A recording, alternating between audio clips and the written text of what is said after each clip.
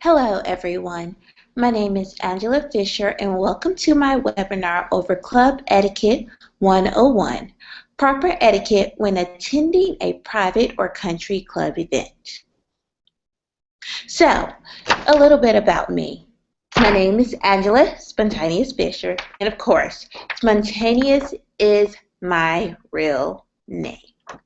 I am the current CEO and founder of Spontaneous Events and Production, and I am the second member relations coordinator for the Crescent Club, a private sports and business entertainment club for young professionals.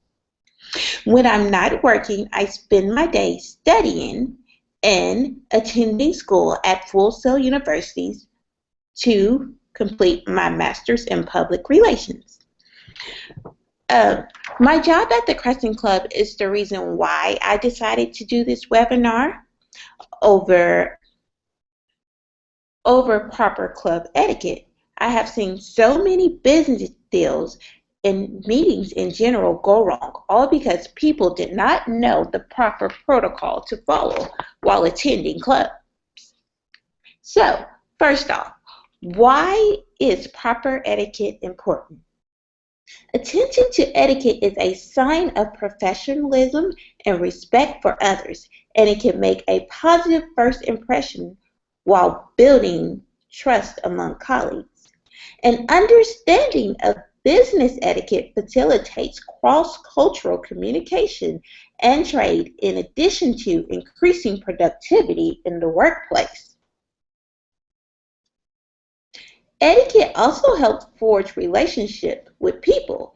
It shows respect to others and in turn earns love and respect from them. A lapse in etiquette may offend the other person and may result in a breach of friendship or may even cost a person their job. This There'll be a few things we'll be going over in this webinar. Besides the importance of etiquette, we will address men's and women attire, proper introductions, dining etiquette, and good versus bad manners. First off, attire. When it comes to attire, country club attire. Appropriate attire for men includes business slack and collared shirts. Repeat, business slack and collared shirts. All dresses, the mid rule for dresses and shorts regarding women should be less than an inch above the knee or have a 5-inch inseam on shorts. Many dresses, halter tops, baggy pants, baggy t-shirts are not permitted at country clubs. Casual attire. Any appropriate shorts with a 5-inch inseam that rise no more than 5 inches above knee. Pants or denim in good condition. Distressed or tattered jeans, tie-dye jeans, or worn-out jeans are never acceptable. Executive business casual. Jackets and shirts for men. Ties are optional. Suggested attire for women includes blazers or jackets, pantsuit, tailored pants, or dresses or skirts of appropriate length. For formal and black tie events, tuxedos for men, cocktail dresses, evening dresses, or dressy evening separates for women. Black tie optional. Gentlemen have the option of wearing a tuxedo through a black suit, and tie are optional. Cocktail dresses, evening dresses, or dressy separates are also appropriate for women. When it comes to semi-formal, suits or sports coats and tie for men. The cocktail dress and evening wear still applies for women. Next, we're going to be talking about introductions. And introductions are tricky. There are a lot of guidelines that people need to know to follow. A few quick tips for making a great introduction is 1. Look at the person you are speaking to first, then turn to the other person as you complete your introduction. Be sure that you are speaking clearly. Mumbling defeats the purpose of the introduction. You would always want to use courteous language as well. For example, I like to introduce, may I introduce, or I like you to meet are all good examples of presentation and introduction. You would also want to always use preferred titles. And if you're not sure, always address them by their first and last name. If married, Miss, Mrs., and if not married, Miss. For example, when doing this introduction, it is best to use courteous titles and last name. Again, here's the example. Mrs. Simmons, I'd like you to meet Mr. Jacob. This lets Mrs. Simmons invite Mr. Jacob to use her first name or not. Even in informal situations or with contemporaries, it is helpful to use first and last name. Judy, this is Tom Brooks. Tom, this is Judy Simmons. You can use a nickname only if you know the person prefers it.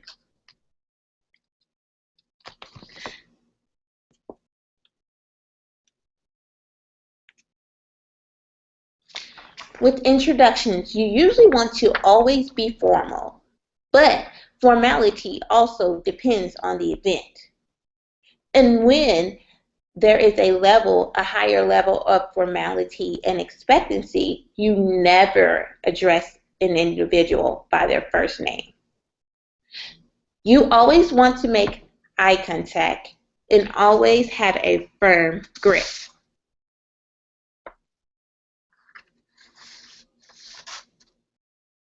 Other tips for introduction also include when introducing family members or children or other adults.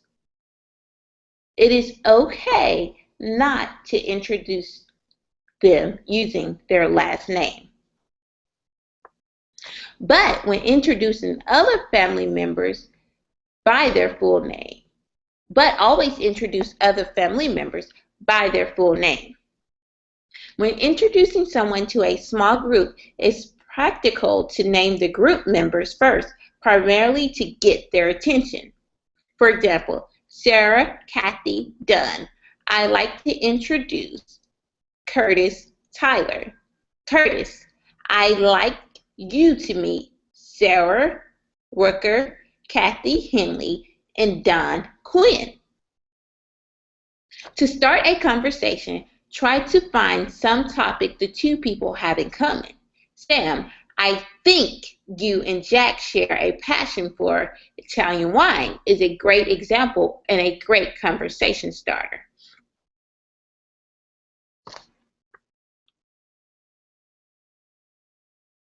Dining etiquette.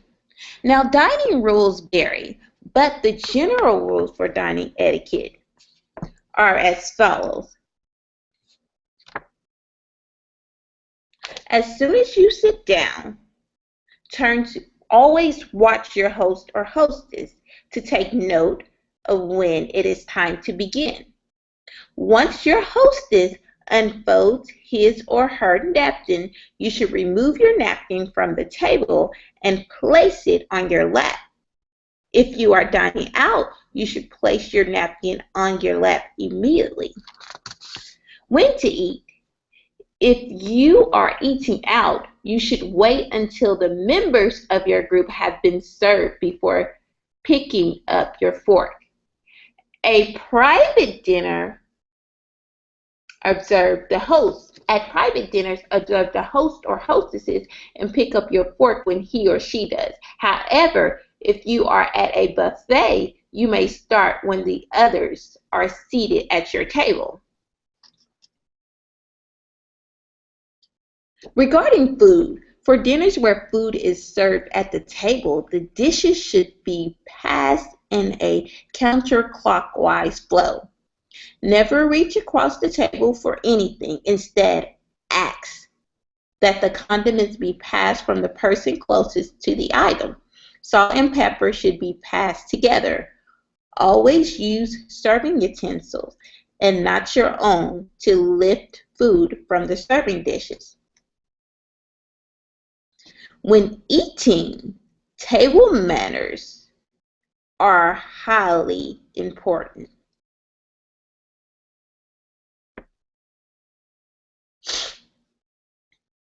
One of the most important things to keep in mind is that you should never call attention to yourself by breaking any of these social rules.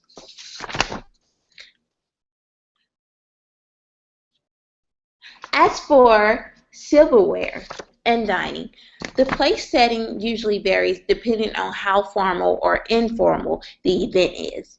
As you can see, there are a list of over 23 items, and this is the most formal setting that you would usually have.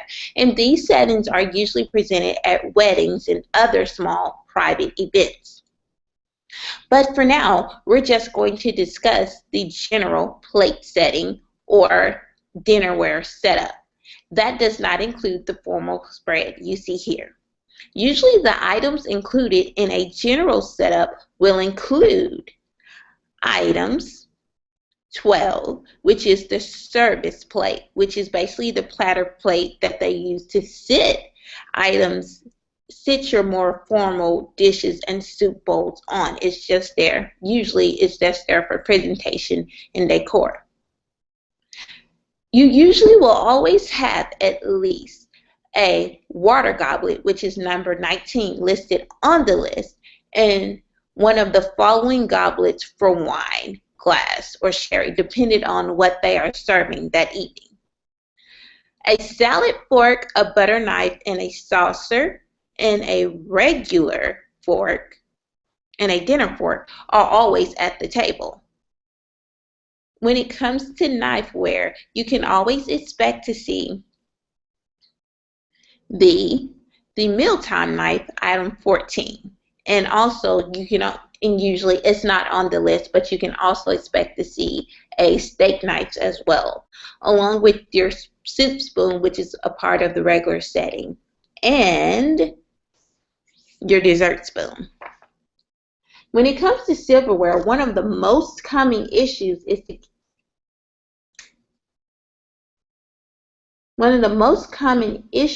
to confuse today's diners is which utensil to use for each course. A typical rule of thumb is to start with the utensil that is farthest from your plate and work your way towards the center of your plate setting. If you see the host or hostess doing something different, you must follow his or her lead.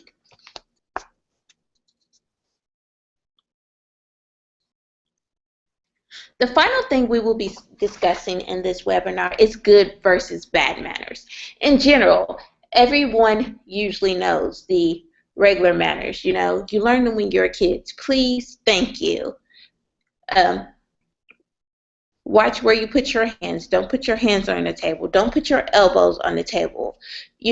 Watch your tone. When someone else is speaking at the dinner table, don't interrupt or don't try to overshadow or speak above someone. These are all part of the traditional etiquette settings that we learn, forms of etiquette that we learned while we were children.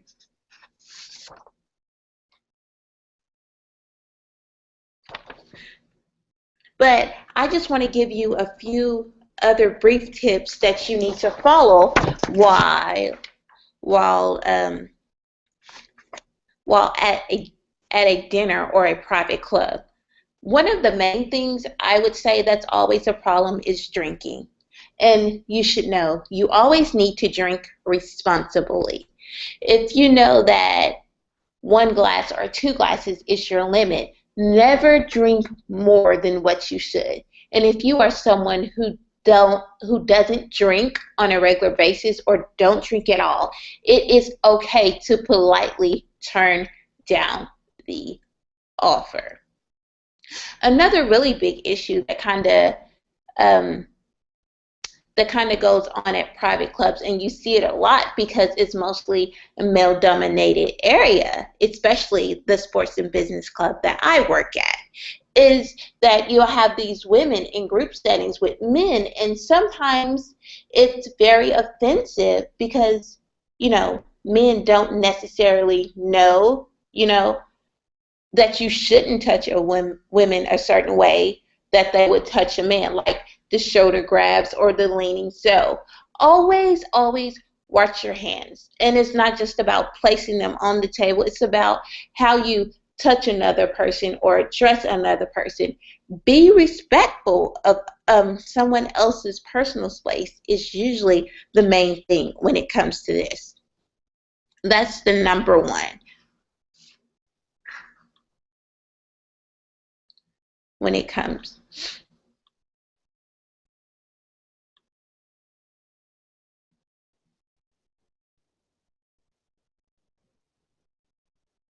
All right, now I'm going to open the floor up for questions.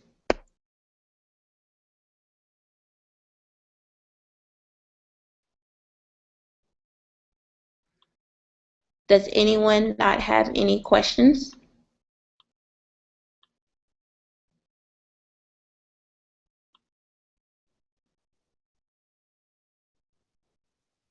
All right, since there are no questions, I would like to thank everyone for attending the event. And you can always check out a variety of other tips for